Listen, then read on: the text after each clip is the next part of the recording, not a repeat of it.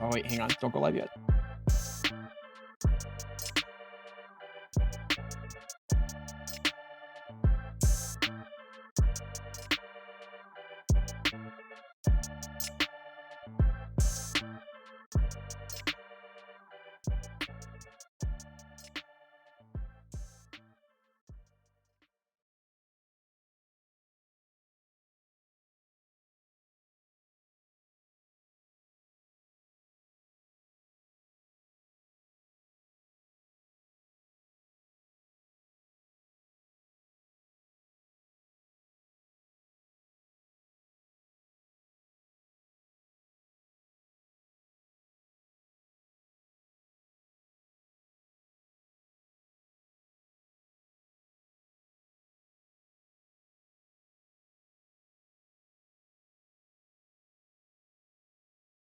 All right. Well, There we go. Thanks for joining us, everyone. All right, let me start that over. Hey, everybody, welcome to 36 Charge, podcast about competitive Warhammer 40k, the state of the game, and community news. We're streaming live at Twitch/36 Charge every Monday night at 7:30 p.m. Eastern, where you can follow and sub. This is episode 51. What can 40k learn from AoS 3.0? That's actually just one of several topics that we're going to cover on this episode. The first one we're going to hit is the Sisters of Battle FAQ, if that's what we're going to call it. Some of us have taken to calling it the non-FAQ. And then, we'll talk. What was our second topic? The other 40k one? How to AdMech. what lists are doing well against AdMech? Yeah, not necessarily just like what lists are doing well, what people are hypothesizing are going to do well, and some of the skew lists that people are kind of building to try and take down the AdMech menace. Yeah, and then obviously the topic, AoS 3.0 is out. AoS has often been like kind of like a beta test for rules, before they get ported into 40k, for better or worse. And what are some interesting things that we're seeing in AoS 3.0 that maybe get ported over to 40k? And then lastly, we'll probably touch on Kill Team, which is it's not just 40k light anymore. It's its own, from what I understand, it's a lot more like Warcry. So we'll touch on that as well. But I'm back this week. I had a crazy schedule last week. I worked like 65 hours last week, and that was with taking Friday off. So wow, it was fun running the show with Kevin, but it's good to have you back. Thank you. It was. It was. I slept like the whole weekend from like Friday through Sunday. Just yeah. All right. Well, let's hop into our first topic, the Sisters FAQ. Kevin, wanna run us down what they actually changed? So, if you were to think about what the Sisters FAQ could possibly be, there were some topics that you thought were like guaranteed easy gimmies. For instance, the 2 instances of reduced damage by 1 getting capped at a min of 1, and I'm actually forgetting the Paragon War Suits are 240 for the unit, not 240 each. Yep. And you would say those are the easy gimmies. Those were probably already in their FAQ file before people started submitting questions. And do you know what we got after the month wait for this FAQ? Fuck all. That's it. Nothing. Absolutely nothing. Nothing else. I actually think this is so disheartening. I will say that it's not as disheartening to me as the AdMech FAQ for 2 reasons. One is the Sisters book is very good, but I don't think there's a significant part of the internet out there saying that the Sisters book needs a power level FAQ, like day 1 emergency. The sirens are going off like they are for AdMech and Drakari right now. So the FAQ not addressing power level things is fine. And the other one is the Sisters book is actually pretty well written. There's not a ton of things that need to get answered, but there's a couple that they missed that are significant, and one of which I want to hit on is like a huge power level thing. Like is a significant like jump up in the power level of a couple of units. Like the actual, like not okay. actual like power level like points wise, but like power level like as the concept. So when I say that we don't need a power level FAQ, as in like the Sisters Codex isn't like matching people right now, but let me we're gonna bury that one for a second, because the first one that I want to talk about that might be kind of flying under a lot of people's radar is so Dominion squads are like pretty easily one of the best things in the Codex. That Dominion squads are the fast attack that gets a scat move at the beginning of the game. More interestingly, if they are in a Rhino, that Rhino gets the scat move, and they can take a friend. That friend oftentimes being heavy weapon squads or retributors along for the ride with them. Dominions are also excellent because they can take 4 Stormbolters in a squad, and Sister Stormbolters are damage 2 and do mortal wounds for a command point. The so thing that we're not just taking a weak unit. This unit does things. This unit look very good. And the thing that is that I would like a yes or no you can. So currently you definitely can do this. And the question is like, was this intentional? Is if you put a Dominion squad in a Rhino, right? And at the beginning of the game, it moves 6 inches. And it brings whatever else you put in that Rhino with it. Well, if the other thing you put in the Rhino is also a Dominion squad, the Rhino moves another 6 inches. What? So yeah, so you can have 10 Dominions in a Rhino, and then if you go first, you're just like, this Rhino moves a foot at you, and then a 5-man Dominion squad with 4 Flamers and a Kami Flamer pop out 2 inches from your board edge, and then spend 2 CP to max out their Flamer shots and hit you 30 times. Is this intentional?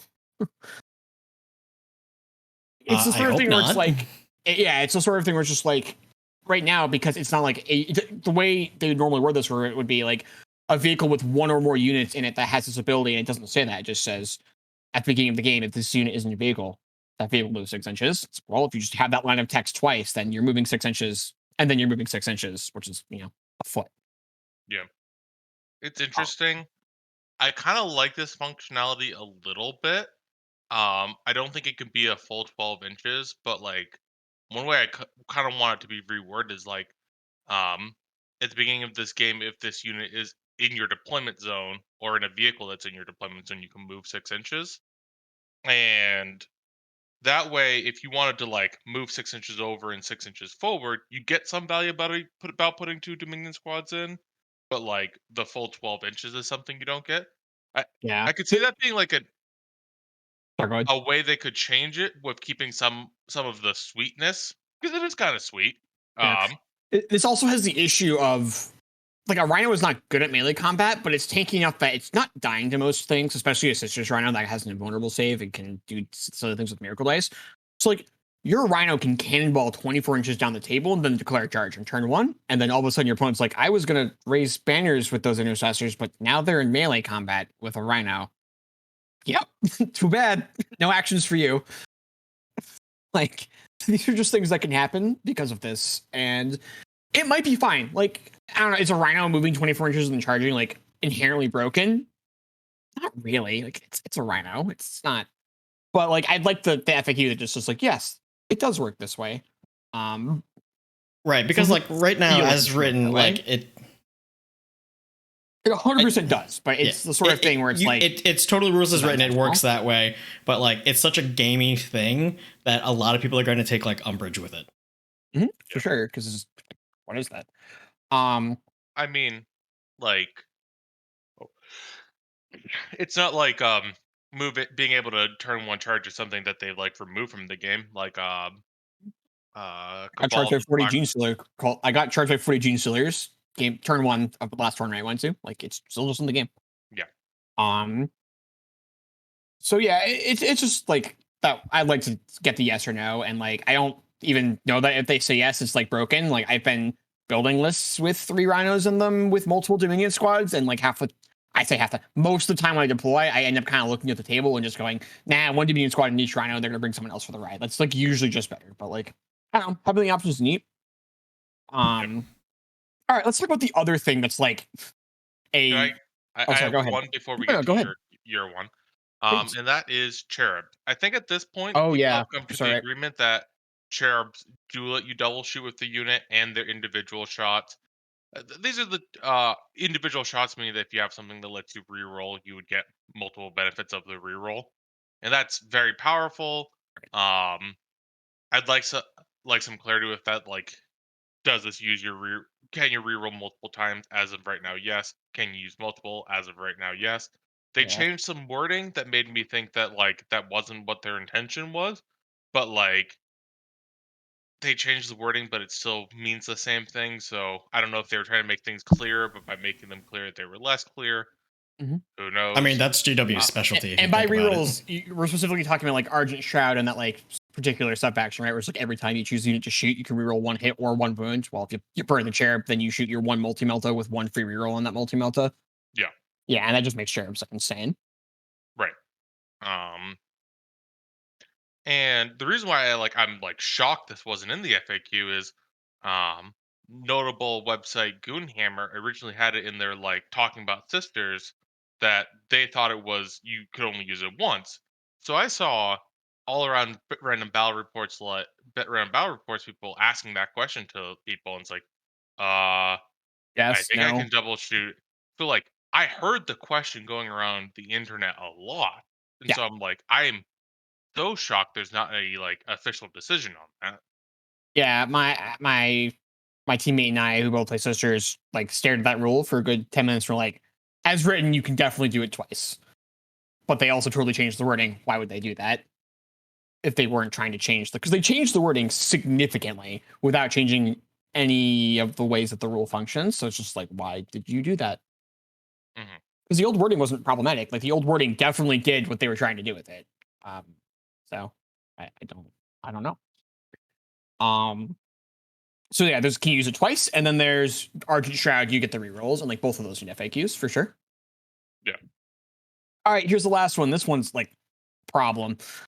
Um, Holy Trinity, which is the stratagem that says when you shoot. All right, the actual wording on it is a bit of a mess. When you choose a unit to shoot, if that unit is firing all of their guns at one unit, and that unit is in range of one model equipped with a flamer weapon, one model equipped with a melta weapon, and one model equipped with a bolter weapon, all flamer, melta, and bolter weapons in that unit get +1 to wound. So you have to shoot your whole unit at a single enemy unit, and all flamer, meltas, and bolters get +1 to wound if one model equipped with each of those weapons is in range of that unit. The issue with this is that if my model it didn't say in range of a weapon of that type. They said in range of a model equipped with a weapon, which means that my squad leader with a combi flamer has a 24-inch gun and therefore is in range of your guy 20 inches away, but she's equipped with a flamer weapon. So you are in range of a model with a flame weapon. You're not in range of that flame weapon, but as written, Holy Trinity is turned on, which means rules is written, you can Holy Trinity a mono multi melta retributor squad if the squad leader has a combi flamer. For one command point, you just straight up +1 to wound from 24 inches away. It's a 10-point opportunity cost to take the combi flamer, so you just do it. And I am confident when I say that is not how they wanted that to be working, but that's 100% how they wrote it right now.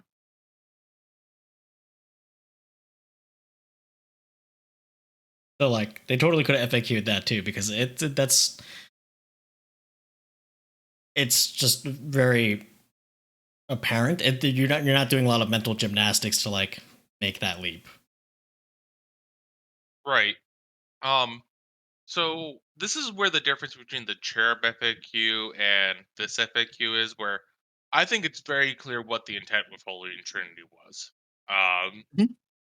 I couldn't, in good faith, tell you what the intent with all the Cherub stuff is. Yeah. I can tell you how rules is written, but I can't. Like, part of me wonders: are you supposed to be able to get all those rerolls? Are you supposed to be able to actually shoot multiple times, perfectly, not wasting extra trips? These are all questions that like I don't truly know, but like I could tell you without a doubt, I feel like Holy Trinity is not supposed to have that power level bump from its 8th edition version. Yeah, I shouldn't be able to Holy Trinity my melta guns from 24 inches away because there's a combi flamer in the squad that's shooting one bolt shot at you. Like, there's no flamethrower in there. Gets even sillier if you're playing with Legends models. Not that anyone's playing with Legends models, but like if you are, you can have a model with a combi flamer and a melta pistol, and if you arrange the bolter part, that one model turns the entire Shadowmon by itself. It's just like I don't think that's how it was supposed to work. Like, I don't know. That one just felt like they just weren't paying attention because I sent that one to the rules team, and I'm sure other people did too because it's just not written correctly. And that one's the one I was thinking that's just like a power level thing. Like if Flamer or sorry, multi-melter retributors just have access to straight up Veterans of the Long War with no restrictions, basically. Like I had to spend 10 points to give them Veterans of the Long War. And it's not like I was spending 10 points on nothing. Like they were trying to get in half range. Like that Flamer will have relevance sometimes. They're playing them as Argent Shroud, like they're running up the table. Like I don't know. It just seems like a really silly oversight to me. I agree.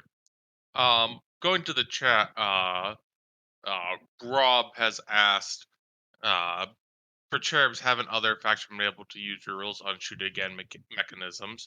Absolutely. Mm-hmm. For sure. The weird thing there, it's not like a true shoot again where, like the Slanesh Chaos Space Marines shoot again, where it's like an entire another round of shooting. It's like one model gets to shoot once. Yeah, Is that really shooting with the unit? Yes, by definition, but it doesn't have that same feeling. The confidence level goes down. My confidence level goes down a lot. Yep. Yeah, and the big one, right, was like, can you use both cherubs? Because right. Yeah. All right, that's it for the Sisters one. For the most part, I think it's actually a good sign that it was fairly short. It means they actually like proofread this book.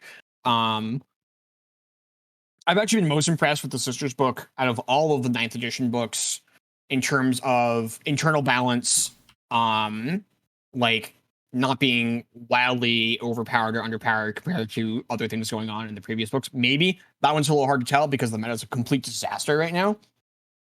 But as far as like internal balance and like lack of like nonsense things that need FAQs, it's pretty good. Like they missed like 3 things.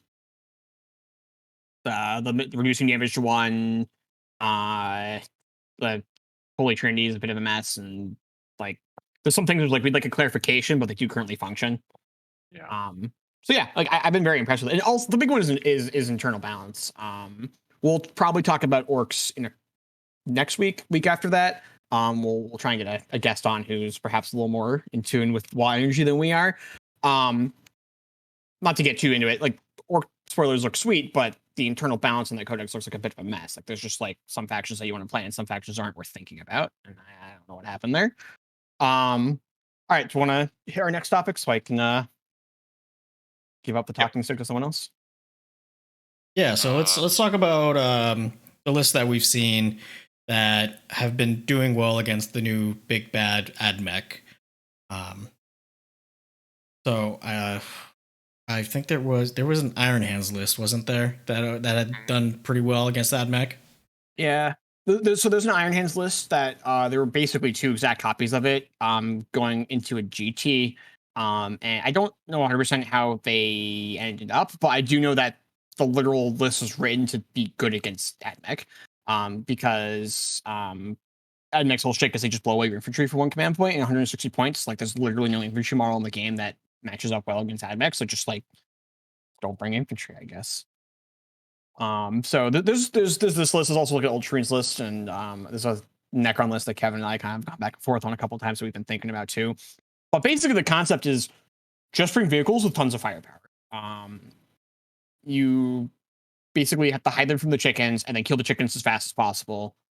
And then the infantry aren't really a threat to you because they're all strength 3 and they win you on 6s.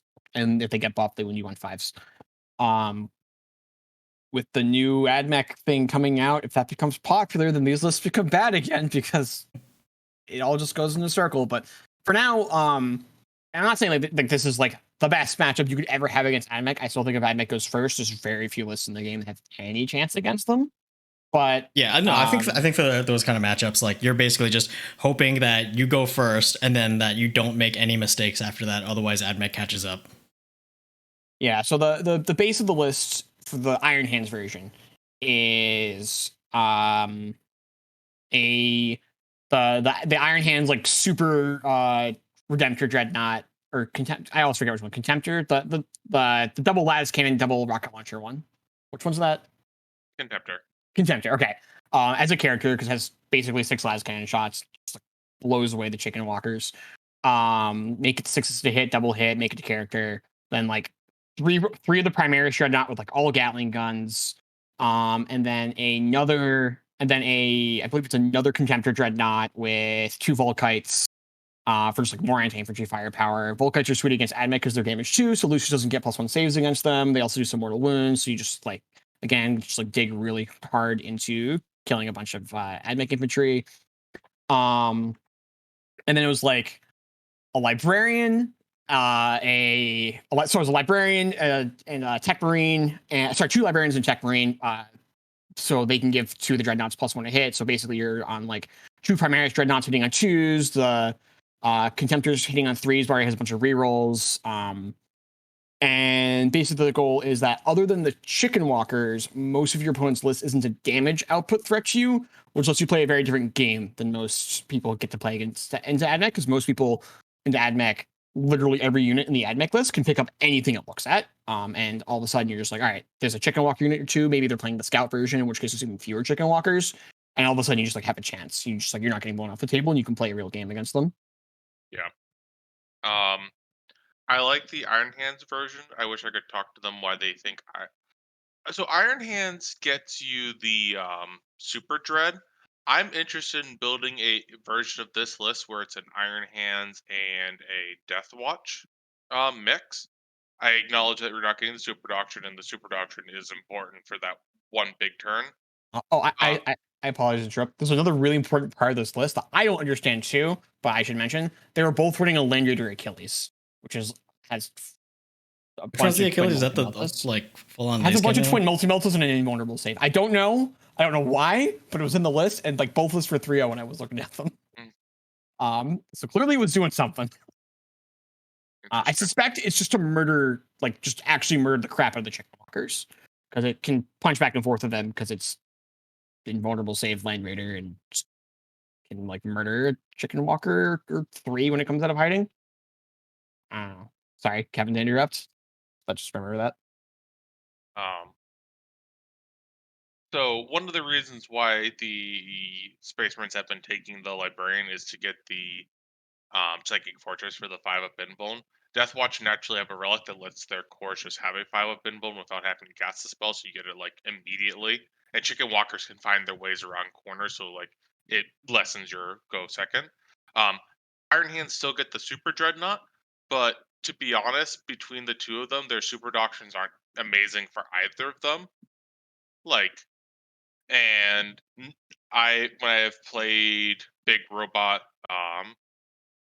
Space Marine lists, I have found their CP is like starting with like only 9 is not like that huge of a deal. So I'm like somewhat interested in thinking about doing a mix between them to get some of the really good Iron Hand stuff, like the Super Dreadnought that can just pick up the chicken walkers and can't get killed back, and then the Death Watch for the invuln saves, and also having the relic that lets you reroll all wound rolls against a data sheet for a turn. Ooh, okay, I like that. Yeah. There's also a Ultramarine like Walker list that's pretty popular with a bunch of Invictor War suits and also Volkite Contemptor Dreads. Kevin, you know more about Ultramarines than I do. You want to talk about that one a little bit? So that one's like primarily using. It's the only list that really gets to use the Invictor War suits because they have 2C speed, redeploy 3 units on the battlefield. The redeploy has to go back into your deployment zone. So you deploy them aggressively, and if you go second, you just take them back into cover. But if you go first, you have Invictor War suits who are as aggressive as possible, being able to like literally just like walk behind your opponent's walls, and like because I think they moved 12, 10, some They move very 10. fast. Yeah, They move 10, but they deploy 9 away from your opponent's front line. So they're just like literally declaring charges from inside your opponent's deployment zone. yeah. Um, small tidbit. I think that if that stratagem were designed in ninth edition and wasn't part of the Adeptus Mechanicus Codex, because I don't feel like they knew what they were doing in that book, uh, that stratagem 100% should be like you can redeploy units within your deployment zone, out of your like also within your deployment zone. Like you can swap them around. I think when you forward deploy a unit, you shouldn't be able to redeploy it because you've taken that. There's You've taken a huge advantage, You're taking a and risk. you've gotten a huge advantage without a risk, and that doesn't seem like the cost is too CP, but the advantage to that cost is really low. And when you get the advantage, you don't pay the cost, which is like the silly part. Yeah, it's man, which like kind of just goes back to like what's the planning inside of AdMech? Go first. Yeah, that Basically. I haven't looked at the numbers, but I having heard people who are better at the game than me talk about playing with and against AdMech, it's just like it's not worth talking. The line I've heard over and over is like it's not worth talking about games where AdMech goes first; they just win. Yep. So like I don't know, go first. That's where I'm at with my Talus. Like, how do I beat AdMech? Just go first and hope I can cripple enough of them to like do something. Because once they get their defensive buffs up, it's a disaster to kill them, and they just teleport into your deployment zone and kill everything. That being said, if these Walker, this is a sad note, if these Walker lists do end up becoming the meta, I think AdMech can very easily skew back into just bringing like only 60 infantry or even 40 that they can like super defend and just be like, it's all now chicken walkers because the chicken walkers are still more efficient than the dreadnoughts. Yeah. Also, there's been AdMech lists that have been bringing like, tons and tons of scout units. So like, depending on how that goes, the AdMech scouts, because they're huge, because they're units of 9 dudes, could just like string out and push the Ultramarine walkers out of being relevant. Yep. Um, but yeah, I don't know. You just gotta go first, and then there was a list that you and I were talking about a little bit for Necrons, because Necrons also have this like thing going on where they just got like these big toughness 6+ vehicles with invulnerable saves that just have a million anti-infantry shots at like reasonable armor penetration values. Like that also has like a reasonable chance of just like doing stuff against AdMech. I almost feel like the issue with all these lists though is just like, man, the rest of the meta is like pretty hostile to vehicles right now. Hmm. So yeah, we'll see how it shakes out. But it's neat that like, yeah, the AdMech book's like a disaster, but people haven't just thrown their hands up and given up. Like we're seeing hard skew lists come out to try and like deal with it. Right, because right now you know that like if you can skew hard to fight AdMech and then like you know you basically just got to make it through like rounds 1 and 2 before you have a very good chance of seeing AdMech. Or if you Right. score 100, because AdMech's players are scoring hundreds every game. If you're taking a skew list, I don't see scoring 100. I mean, yeah, obviously it's possible, but it's not like you're really designing for that, you know? I I I I think this is like really bad. I harken back to a year ago when there was Necrons and Space Marines, and Necrons were putting this weird, like people were trying to get used to just playing against Space Marines. They were designing their list to just beat Space Marines, and there was a little bit of Harlequins in, and like your tier 2 books, just like they could either beat Space Marines or have a matchup against Space Marines or have a matchup against Harlequins. Now we're a year later, it's how you can kind of have a matchup against AdMech, kinda, or you can kind of maybe play a game against like Drakari and Space Marines. It's like, and these are your tier 2 codexes, and by tier 2 codexes, I mean, of course, other ninth edition codexes that haven't been the last 3. Mm-hmm. Ridiculous, Yeah, actually ridiculous. it's really bad for the meta. I agree. All right, On to greener pastures. All right, Kevin, take us out. What's next? uh, let's stay in 40k world with Kill Team. So, um, Chris, you made an earlier comment about previous Kill Team being killed 40k light, and my actual big complaint with previous Kill Team is that it wasn't 40k light. It was actually more complicated significantly more complicated per model than original than 40k. Um, Yeah. my I example agree, of this, but my thing about like, and this is a complaint that I've heard from other people, is that Kill Team, while it is a distinct rule set from 40k, the larger game, it was still similar enough where some people were using it as, you know, like their jumping in point for 40k as the larger hobby, which makes sense because GW even like has promoted it as such, like, hey, just buy this one box, you got a Kill Team. That was clearly the goal because Yeah. the whole point, yeah, that was exactly it. You could buy one box, it was your Kill Team. If you've played Kill Team a bunch and someone goes, all right, let's learn how to play 40k, like the wound chart and stuff is like not alien to you because you've been playing this game already. It's very similar. So it was similar enough, but the problem was it was dissimilar enough as well, where when you made the jump to, you know, 9th edition or 8th edition, like there was a bunch of shit you had to unlearn in order to play right? it. So I'll give you an example. 2 years ago, I had some colleagues from work that I was like, they had some interest in 40k because I was like kind of showing them. I was like, oh great, we'll do Kill Team. And what ended up happening is we played a game, and in one attack, the person rolled a hit. They had the ability to re-roll. They rolled like 2 dice for the attack because they were in rapid fire. They had 2 dice. They had the ability to re-roll. They chose not to with their command point. They went to wound. They failed to wound. They had the chance to reroll, so they did. The opponent had to make a save. We had to talk about invulns. Then that person had a feel no pain. We had to talk about feel no pains. Then that they failed their feel no pain, so they had to make a save. It was like the flesh wound. Wound check, I A believe. wound check to see if they died. Most of these things I've just talked about had a chart associated with them, like a hit roll, depending on if you were at half range, if the target was behind cover, blah blah blah. Wound roll always has a chart, as we know. Save, you don't have a chart, but you have like a few different options. Feel no pain. What's a feel no pain? Why isn't that just a save? And then your wound chart, like your to die or if you take a wound, that's also a chart. It's like, and this is supposed to be the intro game. How many charts does the person have to read? You have to read less charts in 40k. I agree with Kevin. I think it was too complicated as a get into the game thing because it was literally more complicated than 40k from on a model to model standpoint. Which it could have been, right? Like it's a smaller game. There's less models running on the table, but like there's a lot happening. And I think they've ruined it. They ruined it really fast because they're like, oh, we want people to go from this into 40k.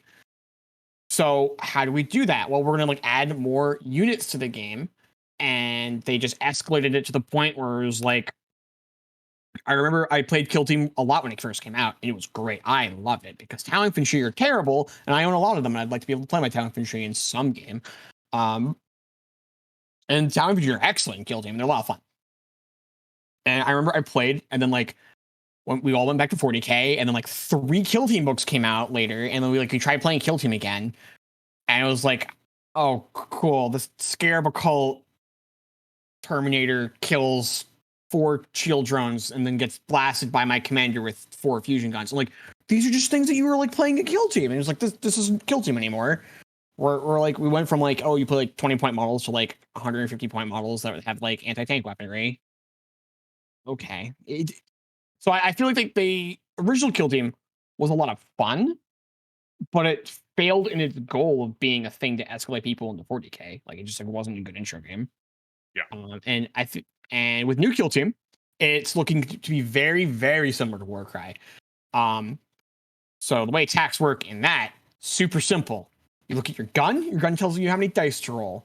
You roll your dice. Successes deal some amount of damage. Critical successes, which are 6s, do more damage. Are there saves? I don't think there's There even are saves. saves. There are saves in this game. There were not saves in Warcry. Okay. I didn't quite understand their article on how saves worked, but well, yeah, you roll a hit, you roll a save, and that's it. And the way they then create granularity with toughness of models is that attacks, like even like a las gun, does like multiple damage, but then models will have like a guardsman might have like, I don't know, 15 wounds. Right.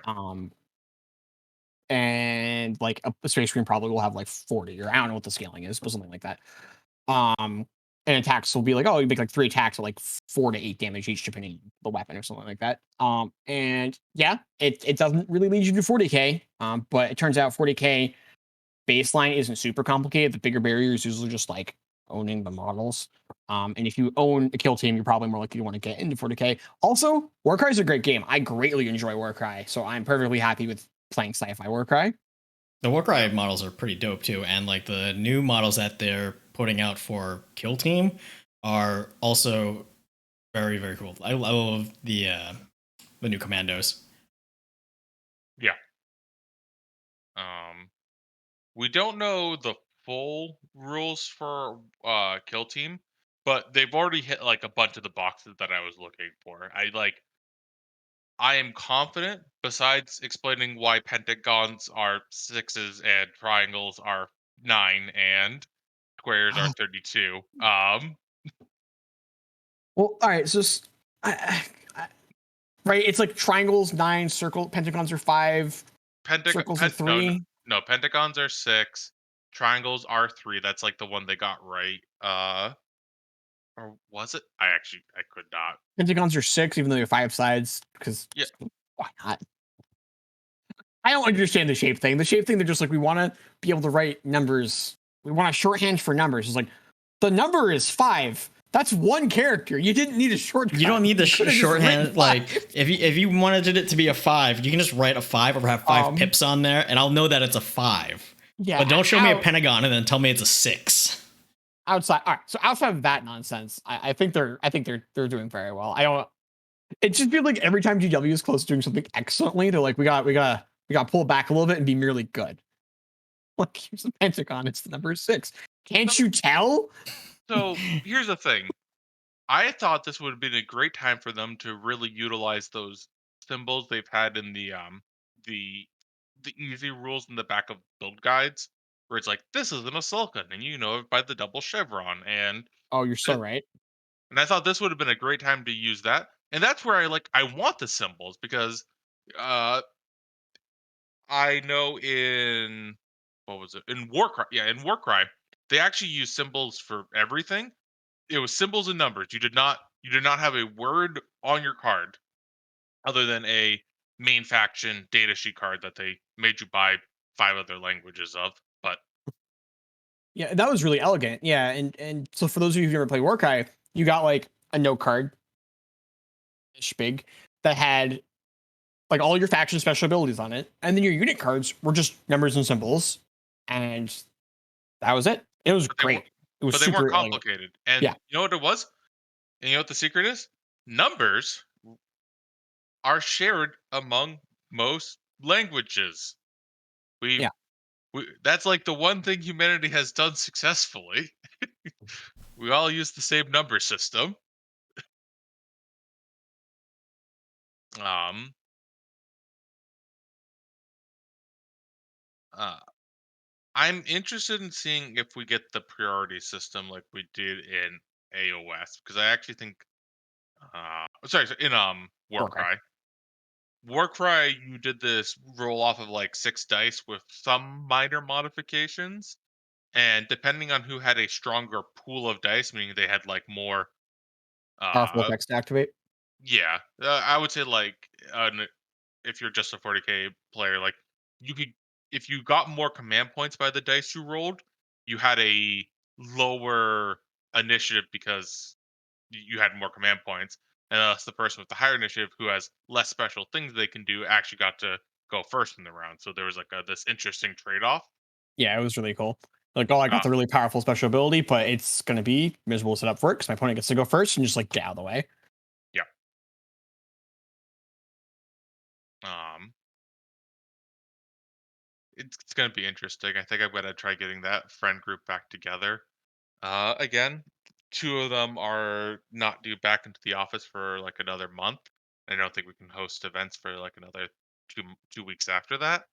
But once that happens, it's like, hey, do you remember that game that was like terrible and Possible. took like 2.5 hours to play despite being the small scale game? Uh, Yeah, I think we can get that done in like an hour now. Yeah, I agree. I think it's be a great way to get new people into the 40k hobby because you just like the game's super streamlined and you just like buy these models, build them, um, and hopefully GW doesn't go crazy with just like adding new stuff into it. Yeah. I'm looking forward to it. Here, one other small thing I really hope they fix in this edition is if they do like here's a special model release for these things that are like supposed to be like veteran kill teams. They did that in in Warcry where they had like boxes that were like unique models that kind of were pretty much only used in Warcry, like, and they were sweet things like you had people who were like full ravens. Then they released these packs that let you use traditional models, and the problem is those packs of models, like the Stormcast, they were just better than everything else. So you had like this thing that's supposed to be Unique to people Warcry. people fighting in the Eye of Chaos equivalent, and it would all just be Space Marines fighting Space Marines. It's like, why is this happening? This just feels off. Yeah, because they were all supposed to be like weird bespoke chaos cults. So you had like the people who worship the Raven aspect of Zinch or like these like Slaneshi war dancers, and they were like all really cool, like weird, unique models. But I mean, at the end of the day, they're humans. They all have like no wounds and like terrible armor saves and medium power attacks. And then they're like, here's Stormcast Eternal. They're 3 times efficient at everything. And you're just, why would I play the other thing? Yeah, I played and then, like they released for me, they released Demons of Zinch and like I love Demons of Zinch. I'm gonna play Demons of Zinch, but my goodness, they were so much better than everything else. They were so much better than any other like Mortal Chaos faction. It wasn't even close. Um, this Ben and I joke a lot about how they do not know how to they balance don't big they don't horrors. know how to balance big cards. And then they're always either just like don't really function as they want them to with splitting. And so in Warcry, um, they always split, or rather, if it's damaged, you can do one of your like special actions to split them. But this that they split and they can activate when they split. So like you like activate your pink, split it into 2 blues. They both activate. You just like get way more actions than your opponent. There's fall damage, so you can have Yeah, your pink like drop down a little bit, stub his toe, and because he stubbed his toe, he's now 2 blues. yeah. I my particular favorite turn against Kevin was just like my pink horror jumped off a building. He didn't take damage, so his entire turn was climbing up the building and jumping off again because he wanted to become 2 blue horrors. Because that was just better for me in that situation. It would give me more actions. It would force Kevin to activate his big guy first. Um, Yep. yeah. That's pretty great. But anyways, beyond nonsense like that, like Warcry is an excellent game, and I'm excited to play the sci-fi version. Yep. So this was a good call. Why does a Space Marine move a pentagon? Why does a Space Marine what? Move Move a Pentagon. pentagon. I couldn't have said a clearer statement to you.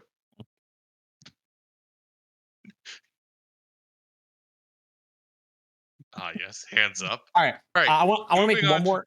Oh, Okay, go ahead. sorry. I just want to say I want to make one more point that they released about new kill team, which is very interesting and I think also good, which was guns just shoot the table. Every gun, the table. Um, my only question is maybe they'll put a restriction on flamethrowers because I'd be weird to have flamethrowers shoot the table. Um, I think that's in kill team really good for the game. Because previously you just like you were in half range because all the guns were end up being rapid fire because it's all infantry.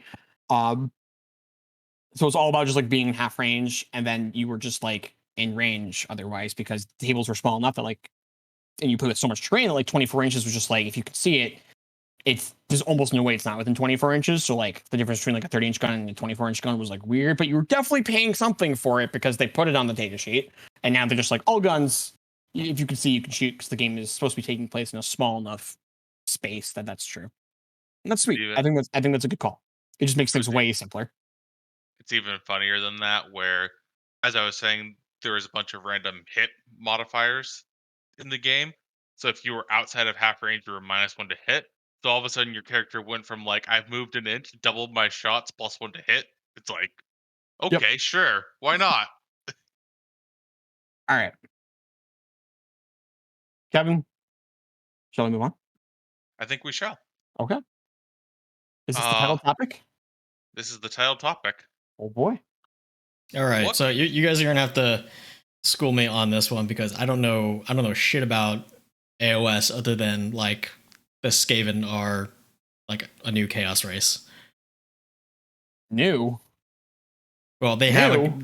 the Great Horned Rat is a god now, a chaos god. Is it? Is he? There's they're still having internal clan disputes on, is he just like, is their god the Great Horned Rat a Nurgle god, which defeats the point of it being its own god. They are Yeah, they can't agree. But anyway, Age of Sigmar, new edition came out. Um, it did some things good. It did some things bad. Kevin and I are going to talk about a couple things that we wish we saw came from AOS 3.0 into 40K, or rather, started off in 40K and moved to AOS 3.0, because oftentimes we see when something happens in one game, if it's good, it moves to the other in the next edition.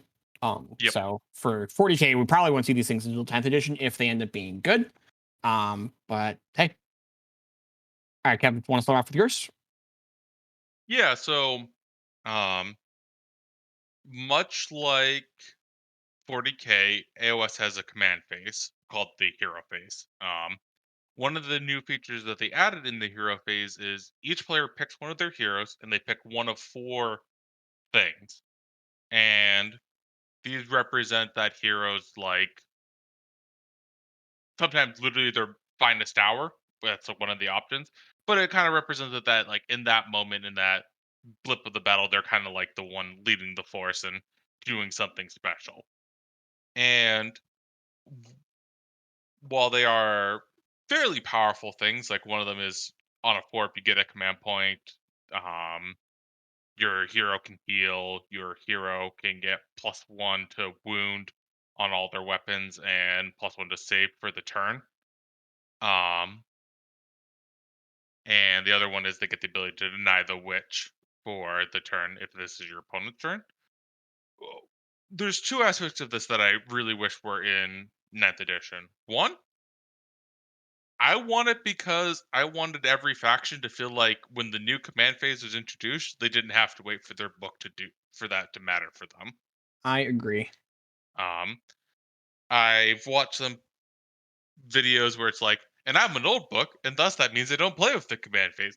That just sounds miserable. It just feels like, congratulations. I know you've bought all these models. You bought a book that might be less than 2 years old, but the game's not really for you. So mm, just I guess we'll let you play for now. Like, no, l- you introduce a new phase, make people really want to enjoy your new phase.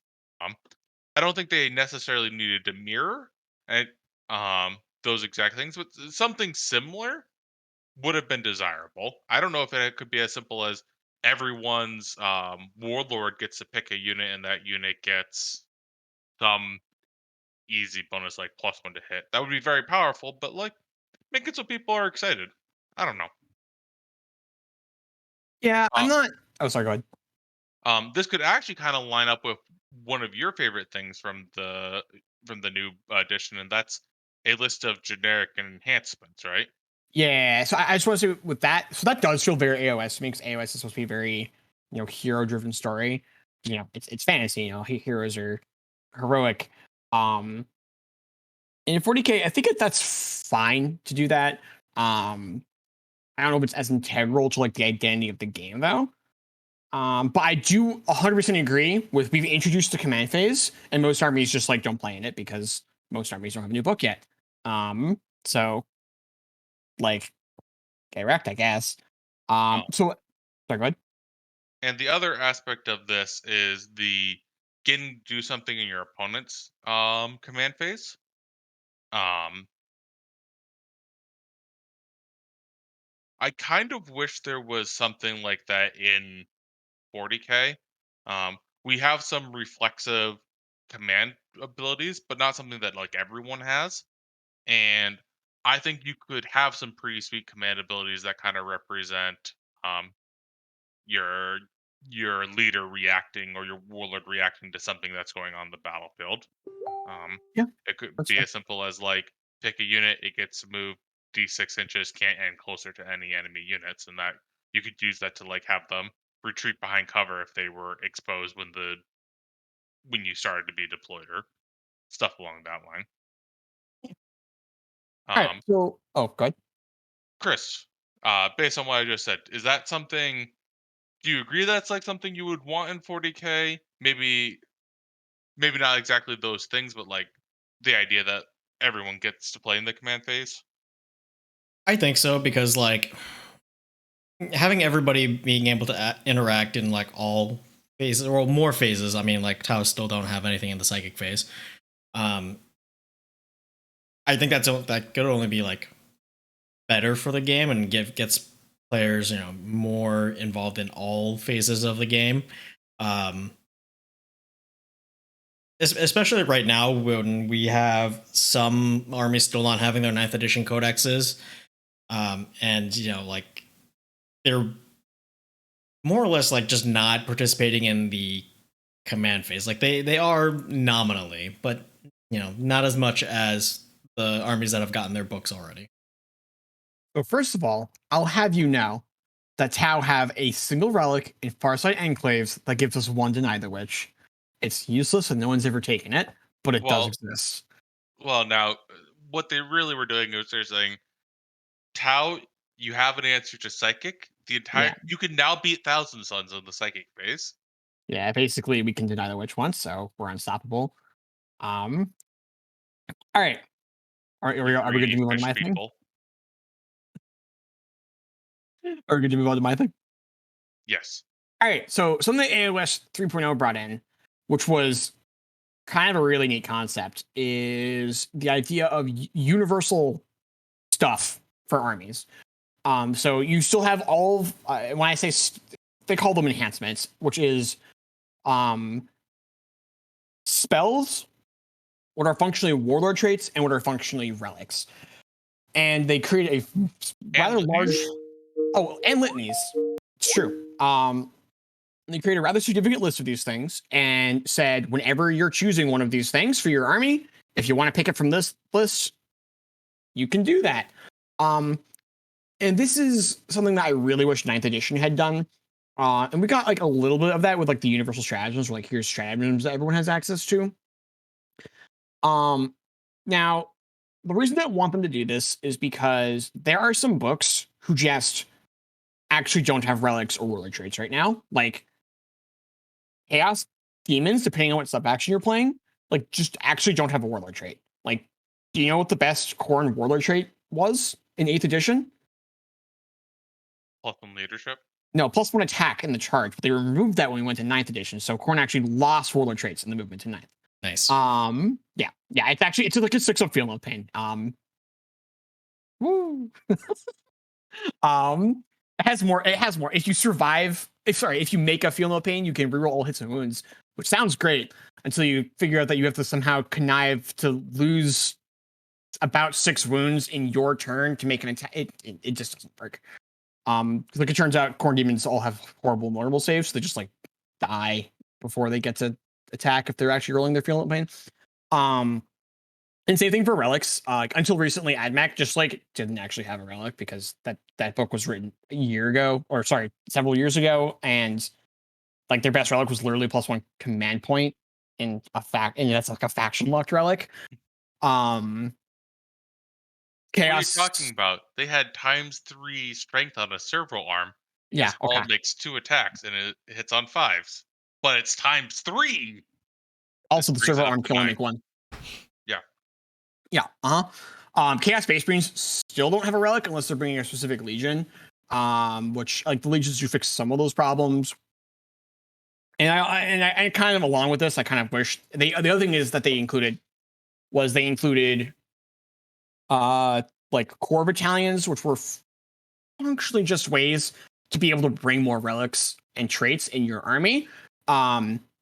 Which brings me to I kind of wish they had just done that in 40k as well. Like every single army is going to have access to spend a command point, get an extra warlord trait, spend a command point, get an extra relic, up to 2 extra relics or command traits per game if you're playing 2,000 points or more. Every single army is going to have that. I will be shocked and amazed if we get a book that does not have that rule.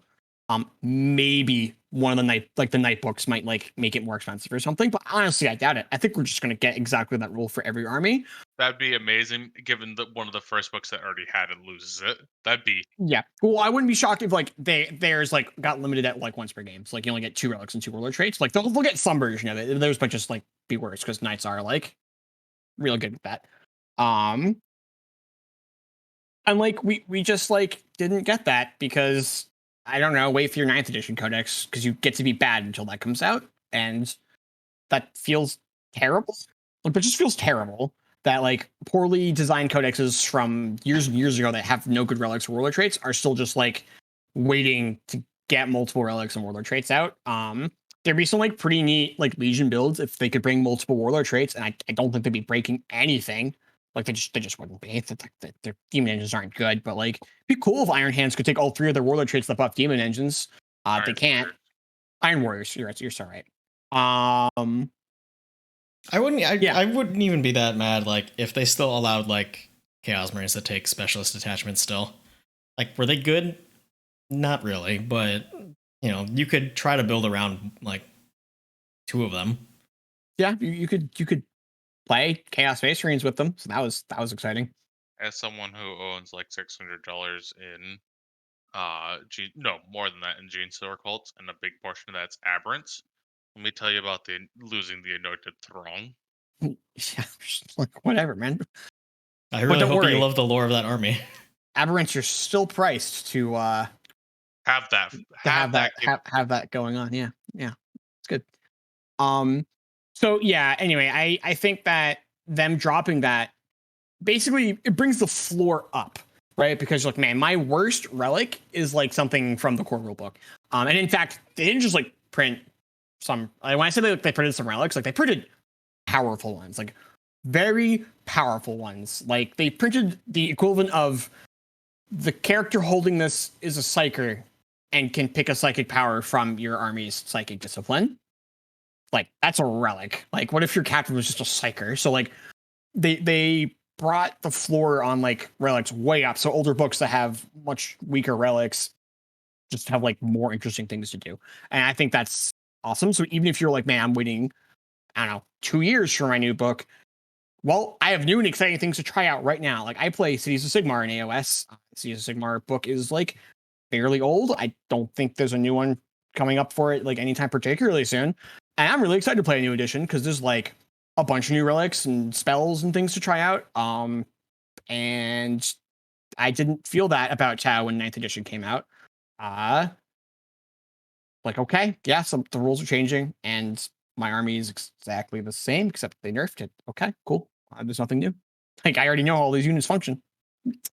One of the other things that happened in AoS was they gave you a lot more command points, and this can kind of be similar to what they did in 40k, where they changed how you generate command points. Like they kind of did this for Custodes, where I kind of forget the days when I would get 5 CP for Custodes, but there was a time when I would get 5 CP for playing Custodes, or I was bringing guard. But in addition to getting those new command points, they also introduced a lot of good generic command abilities. And while they did up the amount of stratagems, generic stratagems in 9th edition, there aren't as many like generically good ones. Like they're all did fairly they? Did we get new stratagems? We did. Not the ones that people use. You've never cut someone down? I've never cut someone down. I've never been cut down. One of my opponents thought about it out loud once. I told him it was a bad idea. He agreed with me, and we moved on with our lives. I have seen some people use the disembark further away, even when they didn't need to. Just that one's relevant. That one's neat. And then not being able to get tri-pointed it's more of a conceptual thing. It's like it's good that it's in the game, but I actually also haven't seen that one get used. I've used it once. I take that back. I used it once. Yeah, but like, man, the AoS ones, I played 2 games of new AoS, and I think I've used all of them. Like they just using them all the time.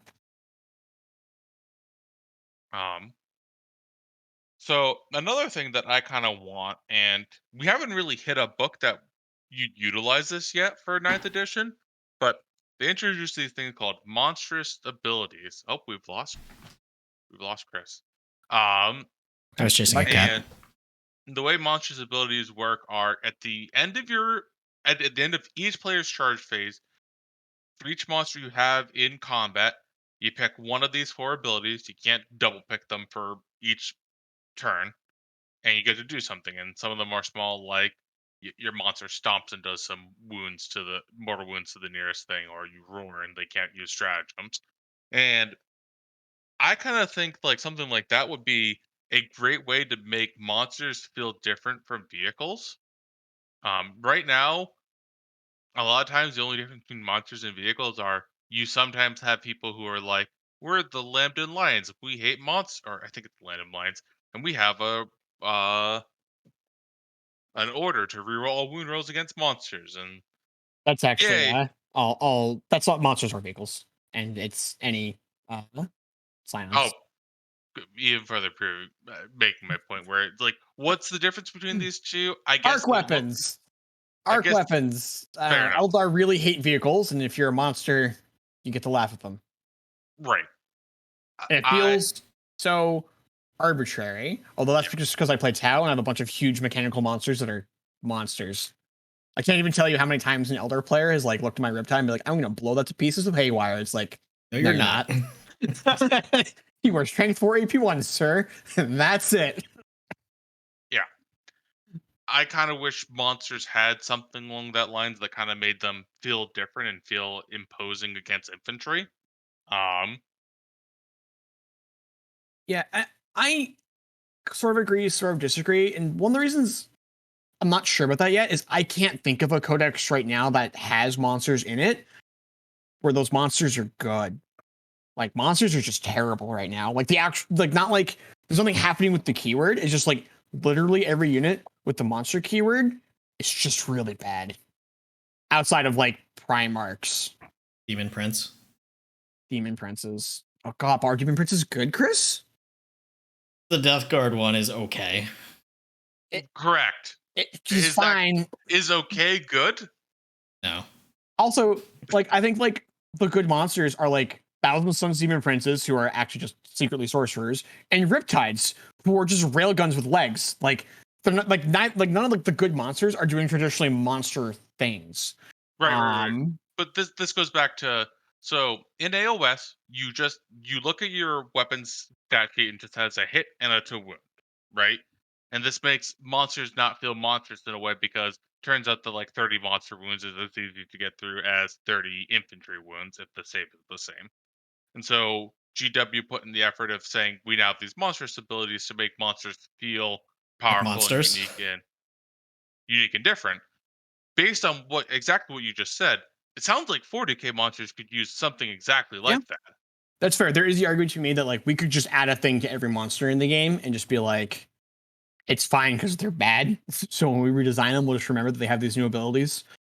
Um, Now would it be weird for Riptide to be able to roar at Space Marines and do damage or something? Sure, but outside of that, I think most monsters in the game would be reasonable to give them something like that. Is it that weird? mean, Was I it think- weird when in Metal Gear Solid, Metal Gear Rex roared like a fucking dinosaur, or was it awesome? I Awesome. never played that game. I've never played that game either, but when you tell me something named Rex roars, I'm imagining a mechanical dinosaur roaring at something. It's basically a mechanical dinosaur, but it has nukes. I figured it out, and it was awesome. I'm less concerned about the roaring and more concerned about the nukes now, but okay, moving on. While I agree that might be weird for Tal for a little bit in the edition, I also think you could say that like by the time their codex comes out, they're not monsters. They might actually be vehicles. It's important to me that Riptides maintain their monster identity. Why are they monsters? It's supposed to represent the Because Tau they're battle tech. suits, they're not vehicles. It's supposed to represent the Tau. Yep, commanders are also battle suits. They're not monsters. It's supposed to represent that Tau tech in battle suits is like fundamentally different than Tau tech in other things. So like a lot of the things that work against vehicles don't work against them because they're surrounded by a magnetic shield.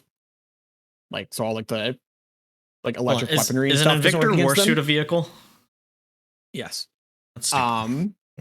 So I mean- they're surrounded by like electronic mag fields, so you can't like electrocute them, which is why you can poison them. Mag fields suspiciously susceptible to poison. Sure. Could you delete the monster keyword and not really change their functionality at all anymore? What do you 100%. get for being a monster? Almost nothing, Nothing. right? You Yeah. get you get to the ability to die to Oh, you can shoot in combat as a monster. yeah, you can shoot in Yeah. combat. And You get the safety ability from Haywire. you get the ability to die to poison weapons. Yes. But aren't poison weapons works against everything that isn't It's a Vehicle. vehicle. right. So Right. not being a monster doesn't change this. But you see, I'm not a Slanesh Chariot. I need one of those two keywords, just like every other model with 10 or more wounds. That is not a Slanesh Chariot.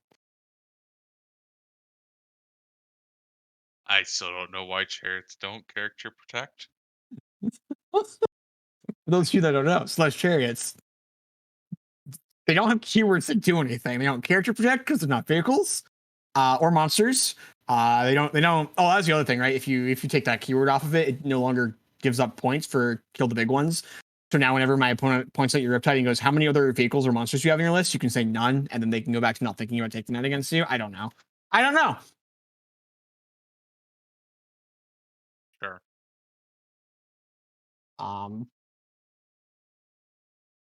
That kind of goes to Jeff. Can you ever complain about 40k where it's like, why are some things specifically against monsters and some things specifically against vehicles? I get it from a lore standpoint, but from a balance standpoint, I kind of just want one keyword for like big dude. And It would I make want things to it would function make as thing against sense it. if they did more with the monster keyword. Yeah. But they don't. That's a different conversation. But yeah, you've convinced me, Kevin. I'm in on monsters actions in 40k. The monsters are all terrible right now, and we need to give it to them. Yeah, make them imposing. Like Chad is pointing out that Gaz is a monster. I would argue that Gaz is like not particularly good right now, but next week when the Orc Codex comes out, Gaz is like terrifying, and it's like I guess an okay argument for not giving monster stuff. But man, all the other Orc big stuff, other than like Squiggis, aren't monsters either, right? They're all just like they're all bagels. So just be Gaz. Yeah, it's fine. If Gaz got another ability, I think like that'd be fine. He can be even better at crumping stuff. do we think the new chariot thing is a monster or a vehicle? Why not both? A monstrous vehicle. I mean, it can just have both keywords, right? Be susceptible to everything.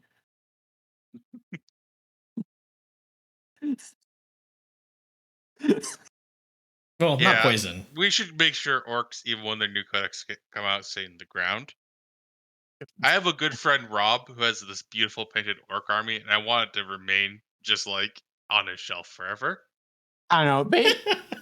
That heavy support psyker tank makes me really happy, and I want orcs to be good, if for no other reason than heavy support psyker tanks. It may not be a heavy support. We haven't seen the data shit yet, but man, got a big old cannon on it. All right. Anything else from AoS that you wanted to pull in? Oh, absolutely, but not for 3.0. Chris, have you seen the new Super Chicken? The fuck is a super no. chicken? What is a super chicken? I'm gonna send you a link. You're gonna put it on the screen. So is this the new orc model? Oh, this is the new orc model. Yeah. Okay. So this is a orc shaman riding a giant bird. Oh my god! On a wooden chair, and it's pretty glorious. Have you found it? Yeah, I found it. Hold on. I am disappointed that there's not an easy conversion for this. Right. I have the challenge for Rob to figure out how to get this model into 40k because it needs to be in 40k. So our good friend has already given an excellent suggestion, which is you take off the chair and the guy, and you put on a big mech, and you strap a bunch of Daka guns to that Big Met's shoulders, and it's now a Squawka jet, which is your standing Daka jet.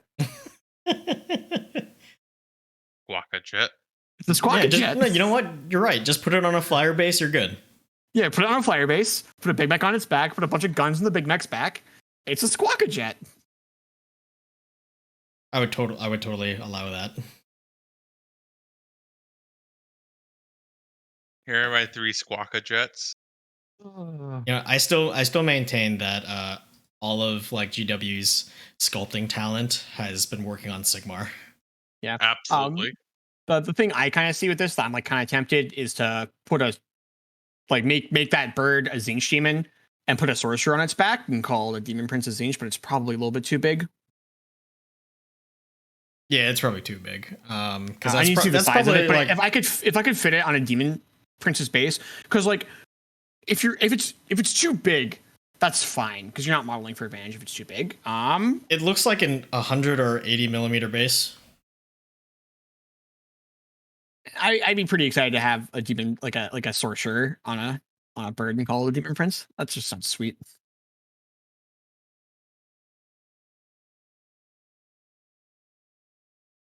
Yeah, Man, I like that model a lot. Man, put it on a flight stand and have the claws hold like a bunch of like jokey nuclear bombs, and it's like a burn bomber. We need to figure a bird bomber. Oh God, no! All right, and this is how the podcast ends with me walking away. All right, okay. So we've now slightly departed our AoS rules talk. But I think we've hit everything that I think could have just made 9th edition just a little bit stronger. Not that 9th edition is strong as a base edition. I've been very impressed with 9th edition. I've been very unimpressed with the latest codex design philosophies. I think the design of 9th edition is great, but their execution of everything outside of it just makes it feel like, why are you playing an 8th edition codex? I'm playing it to table people. I don't know what you're doing. Okay. I think they've done more right than they've done wrong with 9th edition. So there's that. Yeah, sarcastic Tau comments aside, I agree with Kevin. The 8th edition codexes are so unbelievably unloved that like this is one of the reasons I want to bring those things from AoS. You know, generic relics, generic warlord traits, generic more generic stratagems, the ability to get relics. Just give them a fighting chance. Army. Like there's so many things now. They're just copy and paste into every new 9th edition codex. It's just like, why do you not just give this to everyone? And I mean, the answer is because they want to force people to buy the 9th edition codex, and that's just like disappointing. Yeah, no, it's like when after like the 3rd codex in a row that they released with a stratagem allowing you to take like more warlord traits or double up on warlord traits on a guy. It's like, well, why don't you give that just everybody in an errata? Well, it's because fuck you. That's why. Double up's unique to Space Marines, but the more everyone can take a Sherlock's warlord traits, like come on. Yeah, I mean, like Chaos Marines are still paying 3 CP for 2 relics. Mm-hmm. All right. And that is one of the rules that you when you show up to the local store, it's like, hey buddy, can I pay 2 CP for my 2 relics? And if he's a good friend, he'll say yes. Obviously, don't do that in a tournament, but like, really? Yeah. Yep. Alrighty. Shall we call it there? Have mercy. I'm still playing Chaos Marines. Let me get that 1 CP back. Yeah, let's call it that. Thank you, everybody, for listening to this week's show. Hope you enjoyed it. I'd like to thank our contributors, Kevin Lieb and Benjamin Rubenstein. This has been the 3D6 Charge podcast. Bye for now. Don't roll any ones.